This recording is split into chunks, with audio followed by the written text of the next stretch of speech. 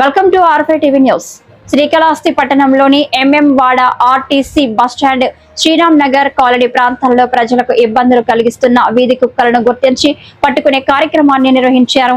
ఈ కార్యక్రమం ద్వారా ప్రజలకు ఇబ్బందులు కలిగిస్తున్న వీధి కుక్కలను అనిమల్ బర్త్ కంట్రోల్ తిరుపతి వారు జంతు సంక్షేమానికి సంబంధించిన అమలులో ఉన్న నిబంధనలు, మార్గదర్శకాల ప్రకారం పట్టడం జరిగింది. అదేవిధంగా పట్టణంలోని ఆర్టీసీ బస్టాండ్ ప్రాంతం మరియు కేఎస్ టిప్ప సమీపంలోని దుకాణాలలో నిషేధిత సింగిల్ యూజ్ ప్లాస్టిక్ వినియోగంపై ప్రత్యేక తనిఖీలు నిర్వహించారు. ఈ తనిఖీలలో ప్లాస్టిక్ క్యారీ బ్యాగులు మరియు ఇతర నిషేధిత ప్లాస్టిక్ వస్తువులు వినియోగిస్తున్న దుకాణదారులను గుర్తించి ప్లాస్టిక్ క్యారీ బ్యాగులు సీజ్ చేసే షాప్ యజమానులకు జరిమానా విధించడం జరిగింది.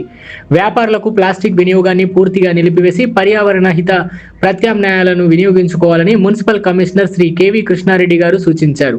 ఈ కార్యక్రమం నందు municipal deputy engineer, sanitary inspector, sanitary సెక్రటరీలు మరియు మున్సిపల్ సిబ్బంది పాల్గొన్నారు.